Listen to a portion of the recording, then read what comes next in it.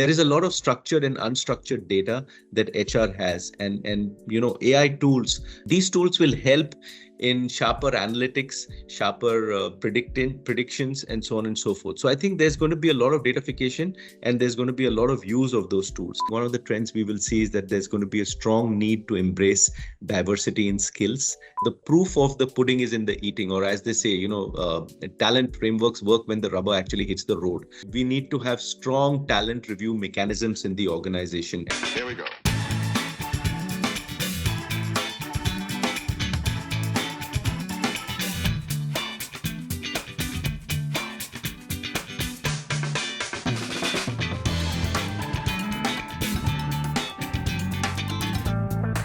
We're very, very delighted to welcome our distinguished guest, Mr. Gautam Chainani. He comes with a wealth of experience in the field of human resources. He has an illustrious career spanning several years. Mr. Chainani served as the President of Human Resources, Strategic Initiatives and Workforce Automation at JSW, where his leadership significantly contributed to the company's success.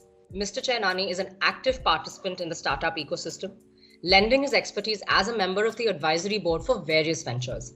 Notably, he serves as an advisor at Epsilon Carbon. Please join us as Mr. Chainani shares his insights and hands-on industry experience in company growth and people culture, which promises to bring a valuable perspective to our discussion. Yeah.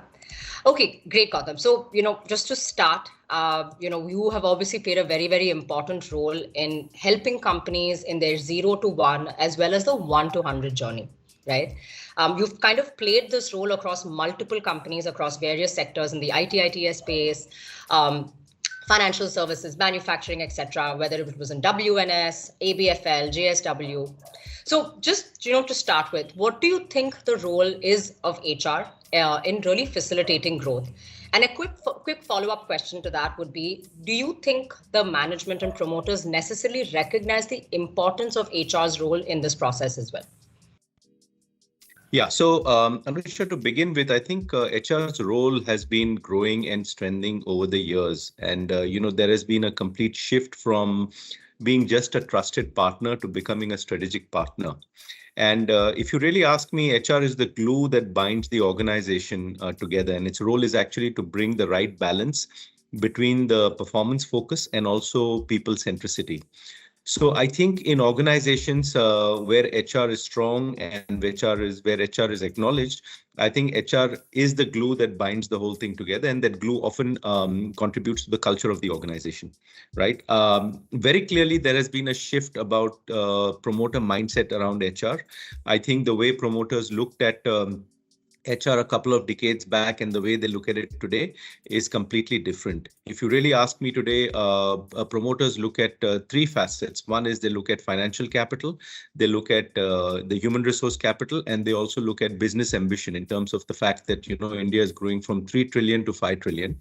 And they know that today that on the business ambition side, if they want to really grow, human capital is going to play a key role because financial capital is not very difficult to get in today's markets. Absolutely. And, just to point out, right, so even for us as a startup, and we were, initially founding the team, and we had just about recruited maybe 10 or 15 people, the 16th person that we looked out for was an HR person, right? It was someone from the HR field, simply to kind of bring in that culture right from the get-go, rather than it being something that you cultivate once you hit too large a scale. We wanted to make sure that that's something that becomes very fundamental to the organization, right? So whether it was organizing our, weekly huddles where we have the entire teams come in, planning offsites or anything else, I think we've also recognized the importance, and not just us, but many other startups in the ecosystem today, I think are increasingly, valuing the importance that HR really brings in. Yeah. So I think now the importance is, Anusha, to your point, not to make sure that HR is the 16th hire, but HR is probably the 3rd hire in the organization. Absolutely. Learning for us as well. Perfect, Gautam. So could you maybe share a couple of examples in terms of some of the challenges that you and the team have faced in the past while you were scaling a team from an HR perspective? Yeah, so I'd like to share with you four challenges, and I'm not going to name the names of the companies or the promoters, but I'll just give you a gist of what these challenges were. I think the first challenge that I'd like to talk about is the promoter and the team's alignment on the business ambition. And I think that is a challenge that one sees in terms of the promoter looking at aggressive growth, aggressive ambition, and the team not either equipped or not having the right capacity to actually deliver to that. And skepticism in the team, especially CXOs who've been tenured, who've been there for a long period of time. And suddenly when a promoter wants to really double or triple numbers, whether it's revenues or EBITDA, then there is a bit of an alignment mismatch that happens between the promoter and the team. I think the second is most important is culture, and culture is something that I've seen where, culture, especially in a lot of manufacturing organizations which are promoter driven, has been, especially legacy culture, has been a top down, hierarchical, seniority based. And if we want to really grow, and with growth we have to focus on innovation, I think we have to look at this culture more critically, and then culture can become a challenge, especially if we have that old fuddy-duddy culture and if we don't really move out of it. I think the third thing I've seen is that there have been bottlenecks in the entire business value chain. All the 5 or 6 functions, whether it is supply chain, whether it's human resources, whether it's sales and marketing, whether it's operations, whether it's finance, they're not singing from the same hymn sheet, right? So, making sure that, there are no bottlenecks in any of them, right? Making sure that you have all of them ready, prepared, right capability, right structure, right people, right organization to deliver. I think that's another area. Otherwise, a bottleneck can become an issue. Right. And I think the fourth most important thing is the HR team itself, right? Both in terms of capacitizing the team and making sure that you have the right capabilities in the team. And I think the role of the CHRO is very, very critical in this. I think the CHRO must be able to look at the business strategy, must be able to look at the operating model, and must be able to translate that into what HR will deliver. And to add to that, the whole issue of what is the capability or the new set of skills and competencies he needs in the team, and whether he has the right number of people. So these are the four challenges that I've seen as business try to scale up and grow exponentially. Wonderful. And, just wanted to ask you one kind of question related to this, right? So I've been attending a couple of these HR conversations over various cities over the last couple of months. And one common theme that came up is that typically HR, the CHRO of an organization, very often you find that they are not necessarily asked for their opinion at the table of, the board. As much as they give a lot of importance to what the CEO or the CFO says, there are some organizations that may or may not necessarily allow the CHRO to also have an equal voice. Sometimes it comes down to the CHRO not having the business acumen, in which case, of course, the importance is that the CHRO upskills themselves. But the flip side is it also a possibility that organizations are not recognizing the importance of the role that the CHRO plays? And does that sometimes also stagnate the growth or kind of delays the growth that the company can actually hit? So I think, yes, to answer your question in a very, in one word, I think it's yes. But I think, my belief is that as companies move from mid-size to large-size organizations, I think there are some things that the CHRO has to do proactively and not just wait to get invited to the table. And I think there are 4 or 5 things that he needs to do or she needs to do. One is he needs to make sure that HR has institutionalized processes and systems which are resilient and scalable. I think the second thing is that he needs to make sure that his HR team has strong business partners on the ground who are working closely with business to strengthen not just the employee experience, but also to understand what are the needs of the organization and the functions as the business starts to transform itself. I think third is, I think he plays a very critical role in building the leadership pipeline. And he needs to put a stronger process on not just on the CXOs, but also on the L-3. So these are the kind of conversations or dialogues that the CHRO needs to have with the CEO or the promoter, rather than waiting for the promoter to call him and have a conversation with him. And I think the other two I want to talk about is the fact that he needs to make sure that there is enough technology enablement that happens in the organization, and that there is a strong focus on digital processes and systems. Starts with HR. Most of the finance functions already have a strong ERP model, and I think HR needs to make sure that they have a stronger model as well.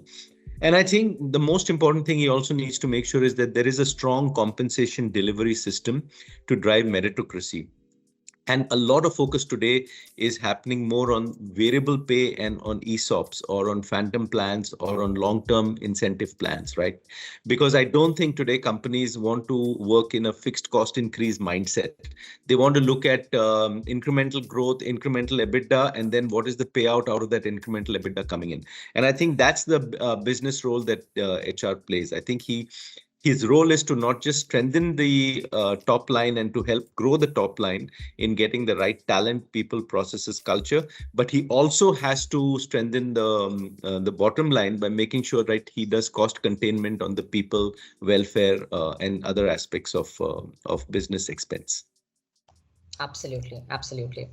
So, another question, Gautam, is that, so do you see HRs typically, helping contributing to the leadership development programs, right? In the context of nurturing leaders from within. So this is something actually from my own experience I've seen successfully play out in an organization like Citibank, where by and large, all the senior leadership is largely from within the organization, right? So even if it means you need to go cross-functional, they would try to give an opportunity to somebody else from maybe a different part of the business with the understanding that that person will, upskill themselves, equip themselves with the knowledge that would be required to fulfill this role. So, do you think HRs or, let's say organizations give a lot of importance to this? And what do you think are the challenges that are typically faced in nurturing leadership from within the organization? Yeah, so Anusha, this is a bit of a tricky issue because I think who owns the employee or who owns the talent, right? Ultimately, it's the line leader and it's the business who owns the talent. HR can be a facilitator, it can be a partner, it can be a coach in the whole journey. Right. So I think that is important. Unfortunately, in many organizations, the entire crux or the entire push comes on HR saying that, you're responsible for leadership development, you're responsible for pipeline. We don't have a succession plan. But it actually triangulates between three sets of people: the HR team, the business leader, and also the CEO. So I think when they work together, as it must have happened in Citibank, you'd get the right, eclectic mix to drive business growth. So I think 3 or 4 things that HR can contribute, right, to the leadership development. And here, when I'm talking about HR, I'm talking about the CHRO and also the head of talent and development, because these are the 2 people who hold the function of that leadership framework. I think one of the most important things that HR needs to do today is to define what is known as workforce planning for the next 3 years. So how many people we need, what's the kind of skill sets we need, how many are we going to promote, how many are going to retire, what's the market place like, how much attrition are we going to have. So there has to be a workforce plan in place. Many organizations don't start with that. They jump directly into talent, right? I think the second is to have a talent framework, right, which includes revisiting competencies, right, to make sure that they're really aligned to the business, not just competencies we've picked and, cut, pasted, and then we're using the same thing. So I think it's now important for the HR teams to revisit competencies every 2 years or every 3 years. Earlier, it was not the case. They would look at it once in 5 years, but there is a need now to really look at competencies. For example, digital maturity with the advent of AI is becoming so critical now in organizations, right? So that's just an example of what needs to be done. The other thing is that they are also make sure that they're just not focusing on behavioral or leadership competencies, but also focus on functional and technical competencies, right? Many times we just focus on leadership, we focus on behavioral, but the technical and the other thing is also important. And I think the most important thing is that, the proof of the pudding is in the eating, or as they say, talent frameworks work when the rubber actually hits the road. So if you look at it, we need to have strong talent review mechanisms in the organization, and whether this is held every quarter or whether it's held every 6 months, but there must be a push for more and more people internally to be promoted, right? Promotions from within, right? And if you don't do that, then you have a big challenge. Otherwise, it just becomes a lot of activity, a lot of Brownian motion, and nothing comes out of that. And to do that, I think one thing that HR needs to build is to help build a strong risk-taking culture in the organization, right? Where talent is respected, and even though talent may not be 100% ready, 70% ready, but HR must push for that talent to make sure that talent is given the right space, it's given the right function and the right roles in the organization. So I think investing in people, creating the right infrastructure, both physical and psychological, is the role that HR plays. And it has to sell in people, especially the internal talent. It's the role it has to play. Unfortunately, HR doesn't believe in the sell story, it just believes in the tell story, right? And I think that's an important thing that HR needs to drive. Absolutely. Um, so the other question that I have, Gautam, is that, obviously extremely rapid growth can of course come with a lot of, challenges that you may not necessarily plan for or be prepared for, right? What do you think are certain measures that become important to ensure that employee well-being, remains contained during times of a lot of rapid change, right? The change can be due to cost-cutting measures. It could be due to rapid expansion that's happening, moving into different geographies. So what do you think are some measures that can become very relevant or important to, keep employees happy during this time period? So what I'm going to do is I'm going to kind of kidnap this question, and I'm going to talk to you about what I think are the top 7 or 8 HR trends for 2024, and where does employee well-being sit within these trends, right? So I think first and foremost, I think one of the trends we will see is that there's going to be a strong need to embrace diversity in skills and perspectives, right? I think the gig workforce is here to stay. And I think we'll have to work with diverse skills. Diversity is not just about gender or about many other factors, but it's also about skills, right? Second is there's going to be a lot of emphasis on flexible working arrangements and the role that HR tech will play in ensuring that, workforce productivity, workforce manning, everything comes into place. Right. The third is there's going to be a continuous need to upskill and reskill people, right? It's going to be a continuous process that companies will have to do, given the fact that we will have a multi-generational, multi-flexible workforce in organizations. Right. I think the other thing that is going to happen is that performance matrices are going to be redefined because there's going to be flexible working and remote working that is going to happen. And it's not just going to be on the number of hours that you put, but it's also going to be result focused or output driven. Right. So this shift that, this guy works 70 hours a week and must be great versus, what is the output, what's the result, and what does he or she bring to the table? And I think that's going to be important. The other thing is going to be the whole issue of datafication of work, right? And the penetration of AI and collaboration tools in HR. And I think that is going to be important because I think there is a lot of structured and unstructured data that HR has. And AI tools, whether these tools are tools like, Tableau or Polymer or, some of the Microsoft tools, these tools will help in sharper analytics, sharper predictions, and so on and so forth. So I think there's going to be a lot of datafication and there's going to be a lot of use of those tools. And I think all this, given the fact that there's so much of technology, there's so much of flexibility, there's so much of business growth, there's so much of uncertainty in the markets, I think this is going to need to one of the most important trends that I talk about, which is going to be focus on health and well-being in the organization. And I think I look at well-being, not just people tend to associate well-being as mental well-being, right? But it is beyond that, right? I think the focus has been on psychological, whether it's physical, whether it's social. And I think one of the most important thing is also financial well-being, right? For employees to manage their savings, to manage how they spend their money, to manage how they structure that. And I think more and more research that I'm reading, shows me that this focus on financial well-being is very critical, right, to reduce stress in organizations, right? Because there are gaps now happening. Earlier, I remember I worked for a number of years, and I don't think I ever took. I ever think there was a gap between, two jobs. But today I see people with, taking long gaps, deciding to do something else, doing a sabbatical. And in that kind of a situation, I think to make sure that they are financially resilient, financially strong, and financial wellness becomes a very crucial place in the whole this thing. So I think well-being is going to be very critical. And I think this trend is going to grow as we go. Absolutely. That's what we're seeing around us as well, right? That monetary compensation alone no longer defines whether Yes. an individual wants the job or not. It's all these other aspects. And in every one of those, conversations that I've been attending with HR leaders, the top of the mind, things that are being discussed are largely around, the gig workforce, diversity, including things like neurodiversity, right? Which earlier were not Yes. necessarily things that were necessarily instituted into the organization. That and all these various other aspects of well-being, you're absolutely right. It needs to be looked at in a far more holistic lens, and much beyond just the pay package that an individual is coming in or his designation. I think without that, there is going to be severe workforce attrition, and that's probably likely to continue as well. Yeah, and I think the problem that we face today in organization is somewhere this whole issue of a holistic well-being is falling between stools. So is it owned by compensation and benefits? Is it owned by the team which does diversity? Is it owned by the CHRO himself? Is it owned by the HR generalist? I think it's a bit fragmented in the minds of the HR teams in terms of who actually owns the KRA for the entire well-being of the organization. Until this thing doesn't get settled, we will go through, bits of ups and downs in organizations.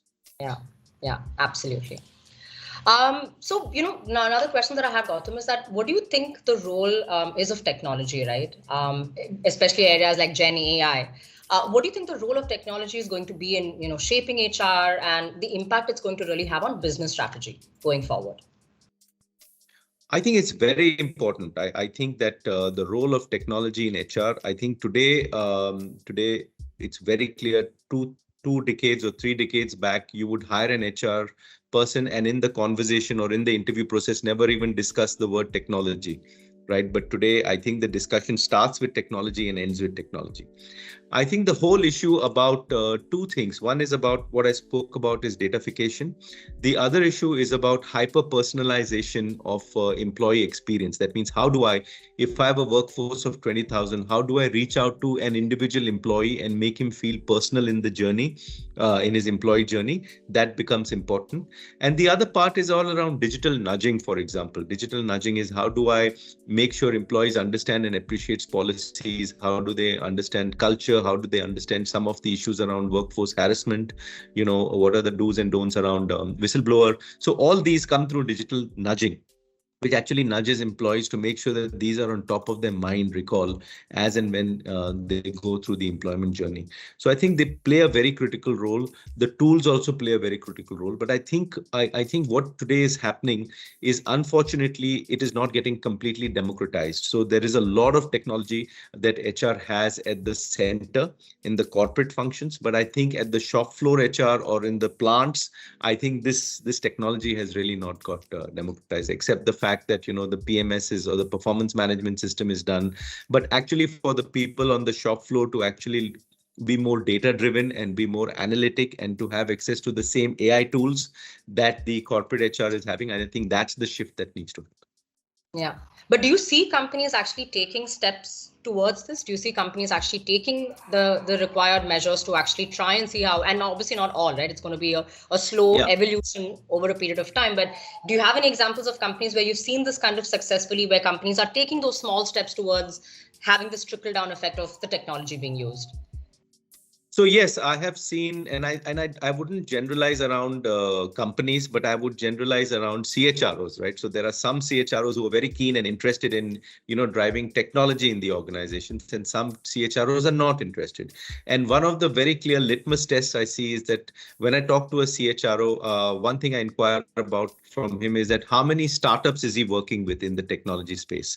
So if he tells me he's really not working with startups, he's just working with 1 or 2 large ERP guys, then I know he's really not, driving this. But when I talk to some other CHROs, and when they tell me about the work they're doing with startups and the collaborative work that they're doing around chatbots, or they're doing around AI tools, or the collaborative work they're doing around fine tuning, dashboards, for example, that gives me a sense and an understanding that here's a bunch of CHROs who are actually, trying to build greater technology maturity within the organization. And I really can't split it between manufacturing versus services. I still see it CHRO dependent.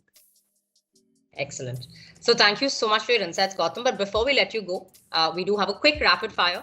I think I myself will probably know the answer to most of these questions, but nonetheless, I'm going to ask you. So just basically a couple of questions. It's going to be an either or, and you need to quickly answer these. So are you ready? Yep. Okay. Early bird or night owl? Very early bird. Yes, I knew that. People or products? People. To your team, boss first or friend first? Friend first. Should your team like you or respect you? I think they should like me. That was a surprise for me. I did not expect that. Favorite podcast or book? I think favorite book is a book I recently read called Deliberate Calm. I don't remember the names of the authors, but there were a couple of McKinsey partners who wrote that book. Amazing book about handling turbulence in the environment. Extremely good book. Wonderful. Favorite activity on the weekends? Swimming and do a lot of work in animal welfare. So that's the kind of activity I like to do in the weekend. If you had one superpower, what would it be and why? I think if I had one superpower, the superpower would be empathy. And, that would help me relate and pass on whatever knowledge or whatever experience I have to other HR folks and other teams with whom I interact. Sometimes I don't have very strong empathy and I need to build on my listening skills more. So that's a superpower I would really need. Absolutely. I couldn't agree with you on that more. In fact, when we've gone for school admission interviews for my sons, the first question that they always ask is, what is the most important value? What is the most important feeling or emotion that you want your child to feel? And for me, it's empathy as well, right up there, because I think it's the foundation for everything. It's the foundation for you to feel for something, to put your efforts towards something. I feel empathy is at the core of it. And so I could not agree with you more. But thank you so much for your time, Gautam. As always, it's been an extremely engaging, enlightening, insightful conversation. So thank you so much for this. Thank you, Anusha, to you and the team. And thank you very much for having me once again. Our pleasure. Thank you.